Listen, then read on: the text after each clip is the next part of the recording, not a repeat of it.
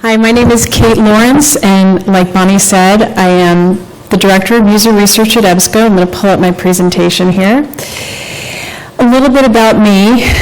I have been in the user experience world for probably close to 20 years now, and what's interesting is I've played all the different roles, from information architect to user experience director, and my husband said to me one day, can you just do what you love? Can you just do the research part? And sometimes husbands can be great like that. Partners can be terrific like that, giving you that honest feedback. And so that's my opportunity at EBSCO, which is to focus on user research. And it's the piece of user experience I love the most. And having learned contextual inquiry under Bonnie's mentorship was a fantastic opportunity, and I want to walk you through what that looked like. Contextual inquiry was a new method for EBSCO, and those of you, if you do research, you know EBSCO, because as you know, we provide research databases, e-journals, e-books.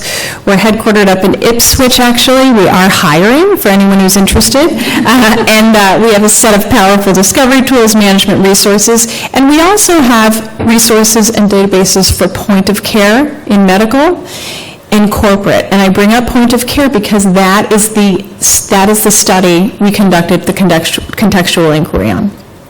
I want to talk about user research at EBSCO, because what's interesting about user research, it's a different flavor in every organization. And at EBSCO, we have a three-dimensional approach to user research.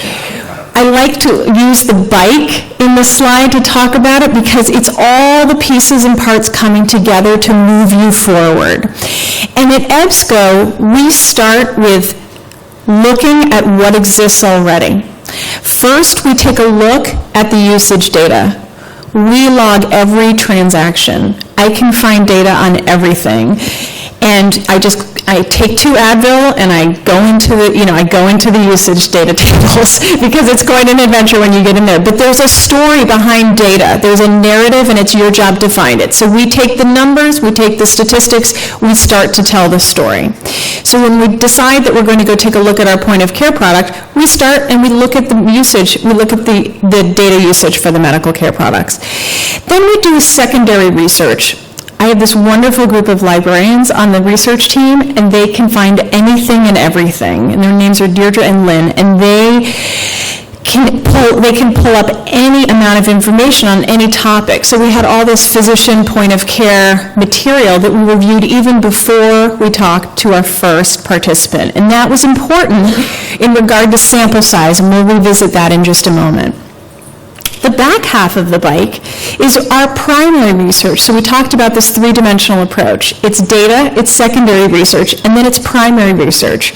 I want to talk to you about a few of the methods that we use for primary research methods, and believe me, we try them all. So some of our most common are some of the ones we're highlighting or featuring this spring, I should say. Usertesting.com is something, if anyone in the room is responsible for usability or user experience, usertesting.com should be on your radar. It is unmoderated usability testing. It's a terrific product, and we use it at EBSCO, and it's cut down our time for conducting usability tests from 1 to 2 weeks to hours. It's half a day instead of 1 to 2 weeks and renting a lab, etc. The one thing I will say about usability testing is I always give the fruit example. If someone says to you, what is your favorite fruit? Do you prefer apples or oranges? And if you prefer apples, what kind of apple? Well, you'll answer the question and say, okay, yes, I do prefer apples, and I like Fuji apples. Terrific. But really, your favorite fruit might be pineapple. And I don't know that if I'm just asking you, version A, version B. Okay, if it's version B, is it version B 1, 2, 3? That's our challenge with usability testing. And it has its place, and it's a great method, and I love Jacob Nielsen, and I love Steve Krug, and I love all the folks, all the grandfathers of usability. But it doesn't apply in every circumstance. We've also at EBSCO been experimenting with something called a video diary method. Video diary method, I wrote a very short blurb about it. I want to say 3 lines in a report out of a conference on technology and teens. A Google researcher mentioned she had used the video diary method by sending video cameras to some of the teenagers they were studying for search. It worked beautifully when we needed to examine our education products, because 14-year-old boys don't want to speak to me, and they really don't want to speak to me when their mom or dad is sitting in the room because they're under the age of 18. So that allowed them to really open up, and it gave us this whole new channel for collecting feedback from teenagers. So we will be using that again. Social media mining. This is a relatively new method that we've started to explore in our group that I wanted to highlight for you, because this whole notion of raw and unfiltered, it's out there if you're talking about research or about to dive into a project looking at students on the college and graduate level. So we'll be doing some social media mining there as well. And last but not least, we have contextual inquiry, which again is this very panoramic view. So let's talk a little bit more about that. This is what contextual inquiry is. If I said to you, how did you get to the conference today? You'll say, I drove here, I took the T, I'm staying upstairs, I live here, whatever your answer is, terrific. But really, you left your house, you had a journey, and lots of things happened to you along the way. I'm not going to tell you what happened to me this morning. I had a million things happen to me, and of course my husband's traveling, and somebody's sick, and I mean everything. The cats we lost a cat. I mean, it was just insane. But the point is, your journey to this conference is not just I drove. It's the 75 things that you experienced, that you went through, and that's contextual inquiry. That's that panoramic view. That's that 360-degree view you get when you're actually accompanying people. There's a colleague of mine who works at Zipcar. Her name is Leslie Motley, and she's the VP of Customer Experience. And I have conversations with Leslie about the kind of research we're doing at EBSCO, because what's interesting is Zipcar and EBSCO, their users are similar. College students in both places are a core audience.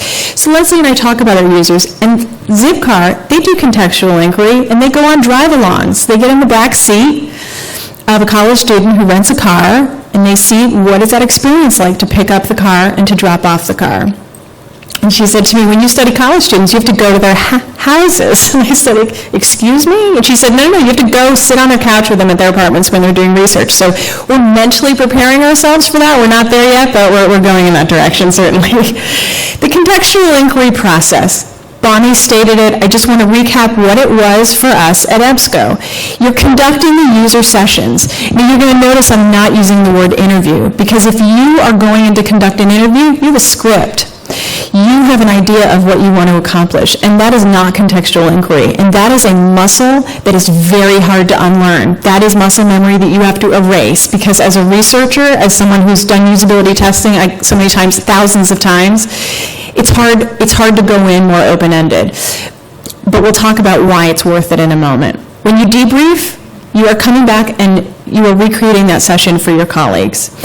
And you are distilling down your 30, Bonnie said 20 pages of notes, try 30. You're distilling down your 30 pages of notes into a set of findings. Those findings are then put up into this wall of Post-it notes. Get out the Advil again, because it can be an overwhelming couple of days.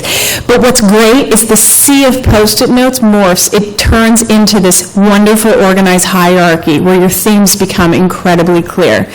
And then at the end, we had the stakeholder review. And the stakeholder review is when people came in and walked those walls, and they saw the findings, and they read every single one of our 1,247 notes that were on the wall.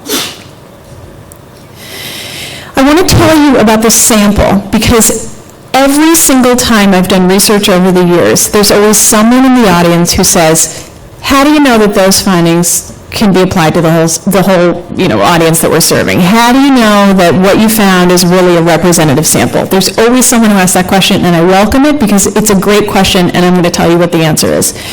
Bonnie alluded to it, but she also stated, after 4 users, you heard it all. The 5th user, you can write the answers yourself. You could essentially sit down and write the transcript of how it's going to go. So what's interesting is that is by persona. Now, personas is a whole other presentation and topic, and I'm happy to talk to anyone about the personas afterwards, because we've applied a number of different models at EBSCO. but a persona is a representative user group, representative type of user. So what we decided for this point of care tool for physicians is we would go talk with physicians in training, some medical students, and then residents and fellows. And then we subdivided physicians into 3 types. Physician 1, for lack of a better way of saying it, this is your Sanjay Gupta from CNN. Physician 2 is your internist, probably, and physician 3 is more the mentor, probably skewing a little bit older, the mentor in the hospital mentoring the younger residents, the younger physicians. What I can tell you is this: everyone for their products likes to think that their product has 15 personas. I can tell you what different companies do. I've talked with colleagues at Zappos and other places, Fidelity. Once you get over 5, things get a little out of hand. So always try to keep your personas under 5. And I can tell you in our example, the numbers in the green circle, that's the number we had for each persona type. We could have, in hindsight, collapsed these to 3 groups. I could have combined medical students and residents and fellows, and then physician 1 stand on its own and physician 2 and 3 by themselves.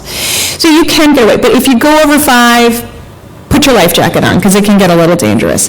Okay, so let's talk about personas and how the contextual inquiry process actually helps to confirm them. What we did is we fleshed out a series of personas. I'm showing you 3 out of the 5, but we created these are just a lean persona panel that we included in our finer presentation. But these are real quotes. These are real findings from real people. So you had the anxious resident who needs to check because some of these meds are new. You have the savvy influencer who's giving the tech lecture to the residents. And then you have the busy practitioner who doesn't have a whole lot of time to be finding out about new technology, but is an extremely competent physician. So what's going to happen is you're going to go into your contextual inquiry. You're going to need to determine personas in order to recruit and determine your sample size, and then throughout the process you will validate your personas. So if your personas change, you did nothing wrong. You did everything right, because this contextual inquiry process will validate them and vet them out for you. I want to talk to you about the DynaMed Premier, which is what we're building at EBSCO. It's a physician point of care product, and we went into it with a series of assumptions about how physicians felt. And I'm going to tell you, if you're a researcher and you want to get traction in your organization, what we thought versus what we learned is a powerful way to do that. And I'll tell you why. Because instead of standing up and shaking a finger and saying, see, can you believe we found this out? Isn't this great? So terrific, terrific. Bye-bye, have a good day. What you're standing up and saying is, we all thought this information, like we thought physicians are patient and determined searchers. I mean, look, I'm in a doctor's office, they need to find out information about me. Surely this is going to take precedence, and they're going to take as long as they need to take to find the right answer. But what we learned was that search, I'm not sure you can see this, so I'll spell it out. Physicians are a whole lot like us. They are inpatient searchers who rely on Google. Now, I do research at EBSCO. My group does research from 6th grade to 60-year-old physicians, because we have education products, so I spend time with children to physicians. Now, those searches might end in a different place, but those searches begin the same way. And the majority of them, whether you're in 6th grade or you're a 60-year-old physician, they start on Google. So Google is defining those expectations people have for our products.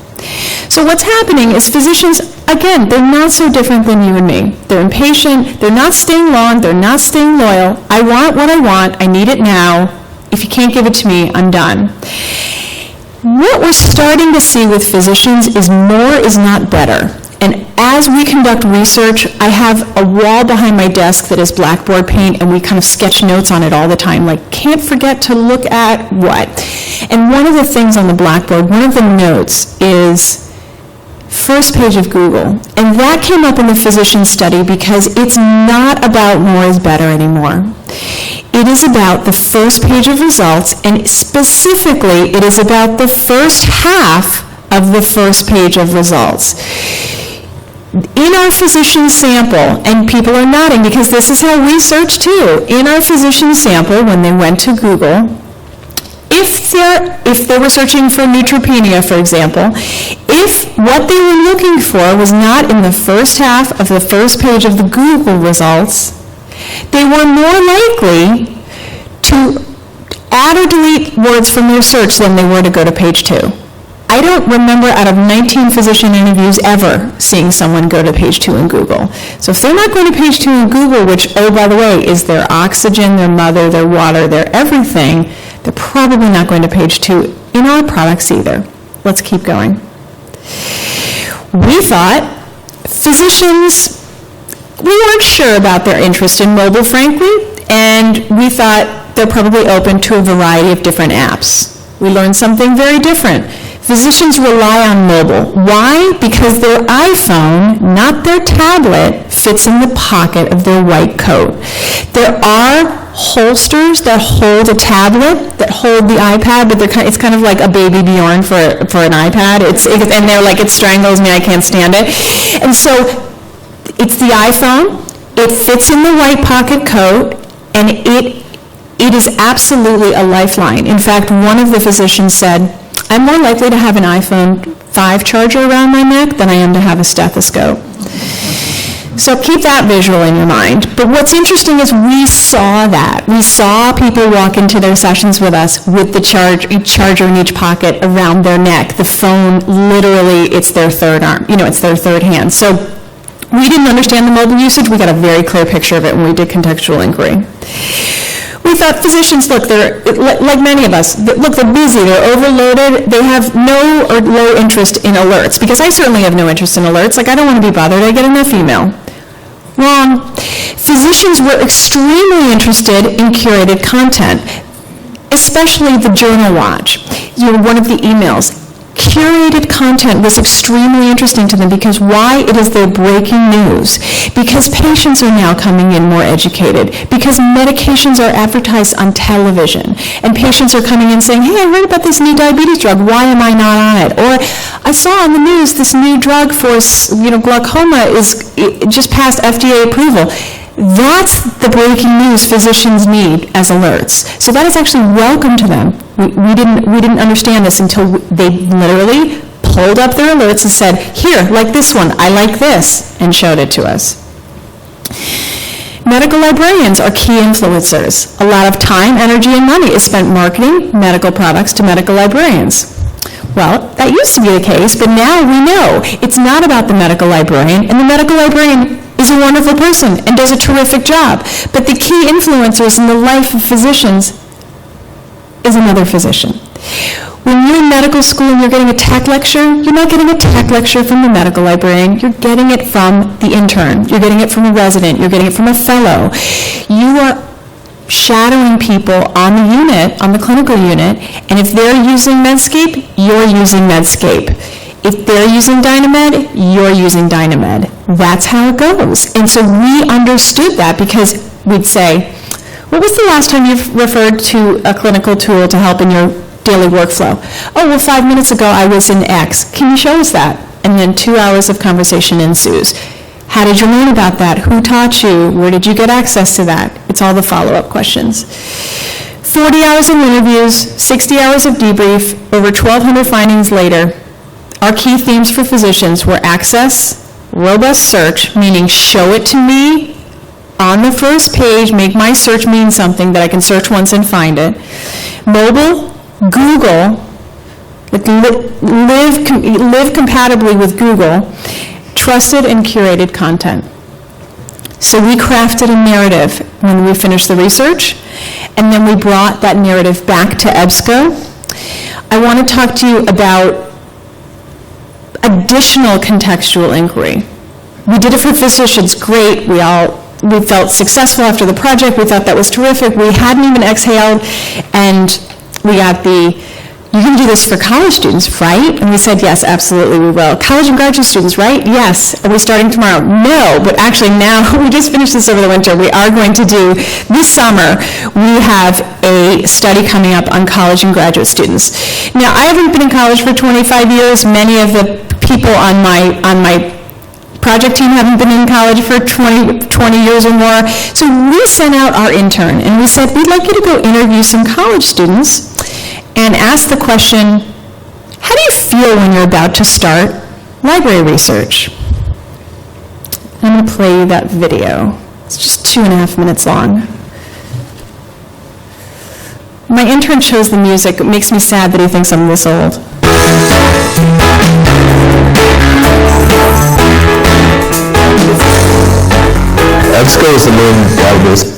database I use for sure. It was. I mean, I put Sage, I use a little bit, but probably EBSCO is 75-80%. Yeah, I put something like that, yeah. I don't know if it was easy, it was just like the first thing we were taught to use, but it's usually my first go-to for scholarly articles for sure. Yeah. I get annoyed with all the categories you have to check off in order to get it perfect. Like, I would like it if it was a little bit simpler, but I guess it's kind of hard to make it more simple than it already is. Usually, I guess there's so many categories that like sometimes it's hard to figure out which ones you gotta uncheck and check. But it ends up working out. If you get the library and stuff, it can help you out that way. Stressed out of my mind. I couldn't even fathom it. It was so much information, so many different sources. I didn't know what to do with any of it. Couldn't organize it. It was scattered everywhere. So I just didn't. It was definitely stressful. The librarian in the Endicott library was very helpful. I would sit down with her and she helped me find all the industry information. She helped me out on EBSCO, InfoTrack, all those websites, and they assisted me a lot, did most of the work for me. Without the librarians, I'd be lost. I go to Betty, and she helps me most of the time. Other than that, I use EBSCO, the advanced search that they have, or LexisNexis if I want like specific about companies, because they have like SWOT analysis and stuff like that. But other than that, typically just EBSCO, and if I can't find it, I ask for help at the librarian's office. Google's easier for, kind of just picking up a summary of a topic, but to really do the in-depth research, definitely EBSCO, because you can get the scholarly sources along with like the journal and various sources. Usually anger is one of them. I don't like researching things too much. Not being able to find sources, I guess, makes me angry. And I guess finding really specific articles is hard, especially for the research I do in communications. So, that's a wonderful sample from our intern. His name is Colby. He just graduated Endicott, and he interviewed his friends, and obviously they were talking about EBSCO. We weren't trying to do any getting information about what they were actually using, but really the feelings and emotions around research, because this is what we need to have our eyes open to when we go in and do this contextual inquiry. So one of the interesting things about contextual inquiry, how many different audiences do you have? Like, you do your research and you're done, right? No. What would happen if we did the research over time? And as a researcher, and I started my career actually in public health, I look to the Framingham Heart Study as inspiration for longitudinal studies. What we hope to do at EBSCO is identify a cohort of students who are currently in either middle school or high school and track them over time. Because most of what we know today about cardiovascular disease, we have learned from the Framingham Heart Study. So when you're talking with your physician about your HDL and your LDL, which I was just having that talk with my physician, and doing the math, and are we over 200, and blah, blah, blah, that is a result of the Framingham Heart Study. You're taking a cohort, you're identifying a group of people, and you're tracking them over time. What we want to do, instead of looking at disease, we want to look at information literacy. I want to understand as a researcher, when is that high school student turning from a student accessing library databases into a researcher? What happens in orientation at the library? What happens in the knowledge transfer? What are the critical elements? What are those interventions? So as researchers, when we think about longitudinal studies, we look for the best example of those, and in this case, a longitudinal cohort study. We look to the Framingham Heart Study as an example. How do you get your learnings back to the organization? Well, you've spent all this time and energy doing contextual inquiry, so I'm going to leave you with this. One of the things about contextual inquiry is you're spending 1 to 2 hours with people, and there's a lot of work up front. we had to pay these physicians, there was tax work, so we got to know these people. And for years and years, as I conducted usability testing, I would kind of serve it up cold and not give, just have a very kind of neutral face, and people would say, well, I don't know how to complete this task, and I'd say, okay, and I'd note that they failed, and we'd move on. You can't have that same approach for contextual inquiry, because people are telling you their stories. So as you hear their story, it's your job to craft the narrative and help that story to live on in your organization. Don't let that story go to waste. Make sure it lives on, and make sure a product gets built that represents that user's point of view. Visualization and design thinking. Don't limit yourself. When you have these findings, go back and create the what if, the big picture, dreamscape. Dreamscape without limits, allowing yourself to visualize what the customers are asking for. If any of you are looking for an advocate for contextual inquiry in your organization, look no further than the product managers, because in product management, you are trying to decide what gets launched, what features get prioritized. Contextual inquiry gives you an evidence-based feature matrix. It's a great way to have a process for deciding on priority of features and functions that is truly evidence-based. And also, see to believe. Go meet with your users in their natural environment and hear their stories. Because when you listen to your users, it is thoroughly transformative, is all I can tell you. So go listen and enjoy a truly transformative research experience. We're going to take questions at the end, but I thank you for your time, and I'd like to introduce Chris Burkhardt,